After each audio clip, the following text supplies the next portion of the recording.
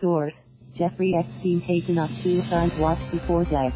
New York. Jeffrey Epstein, the well-connected financier accused of orchestrating a sex trafficking ring, has been taken off suicide watch before he killed himself in a New York jail, a person familiar with the matter said Saturday. Attorney General William Barr said he was a call to learn of Epstein's death while in federal custody. The FBI and the Department of Justice's Office of the Inspector General will investigate, he said. Mr. Epstein's death raises serious questions that must be answered, Barr said in a statement. Epstein was found unresponsive in his cell Saturday morning at the Metropolitan Correctional Center, according to the Federal Bureau of Prisons. Fire officials received a call at 6:39 a.m. Saturday that Epstein was in cardiac arrest, and he was pronounced dead at New York Presbyterian-Lower Manhattan Hospital. Epstein, 66, has been denied bail and faced up to 45 years behind bars on federal sex trafficking and conspiracy charges unsealed last month. He has pleaded not guilty and was awaiting trial on accusations of sexually abusing dozens of underage girls. He has been placed on suicide watch and given daily psychiatric evaluations after an incident a little over 2 weeks ago in which Epstein was found with bruising on his neck, according to a person familiar with the matter who wasn't authorized to discuss it publicly. It hasn't been confirmed whether the injury was self-inflicted or the result of an assault. Epstein was taken off suicide watch at the end of July, the person said.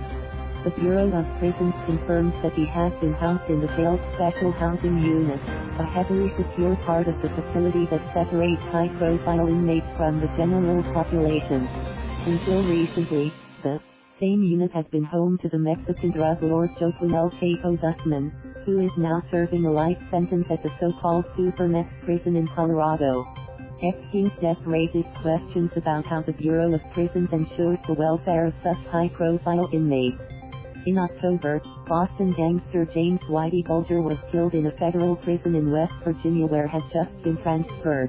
Nebraska Senator Ben Sen, a Republican member of the Senate Judiciary Committee, wrote Saturday in a scathing letter to Barr that heads must roll after the incident. Every single person in the Justice Department from your main justice headquarters staff all the way to the night shift jailer knew that this man was a suicide risk, and that his dark secrets couldn't be allowed to die with him, Sen wrote. Cameron Lindsay, a former warden who ran 3 federal lockups, said the death represents an unfortunate and shocking failure, if proven to be a suicide. Unequivocally, he should have been on active suicide watch and therefore under direct and constant supervision, Lindsay said. The federal investigation into the sexual abuse allegations remains ongoing, U.S. Attorney Geoffrey Berman, who noted in a statement Saturday that the indictment against Epstein include a conspiracy charge, suggesting others could face charges in the case.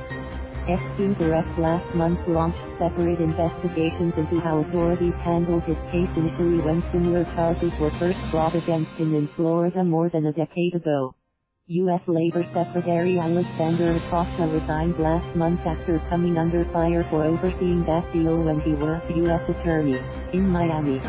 On Friday, more than 2,000 pages of documents were released related to a since-settled lawsuit against Epstein's ex-girlfriend by Virginia Giuffre, one of Epstein's accusers.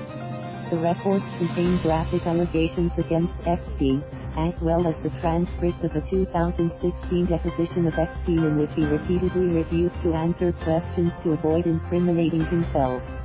Sigrid McCawley, Giuffre's attorney, said Epstein's suicide less than 24 hours after the documents were unsealed is no coincidence. McCawley urged authorities to continue their investigation, focusing on Epstein associates who she said participated and facilitated Epstein's horrifying sex trafficking scheme. Other accusers and their lawyers reacted to the news with frustration that the financier won't have to face them in court. We have to live with the scars of his actions for the rest of our lives.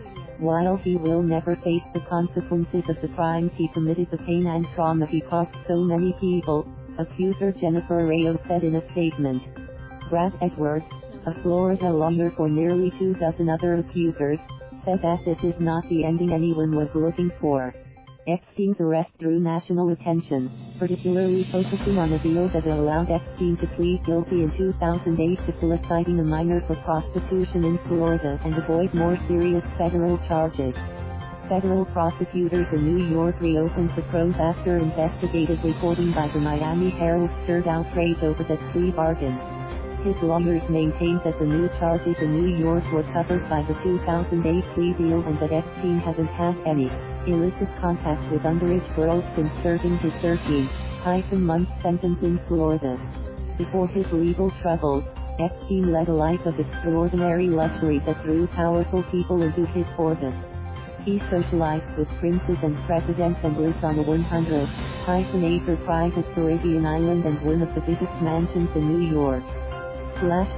Thank you for watching. Please subscribe.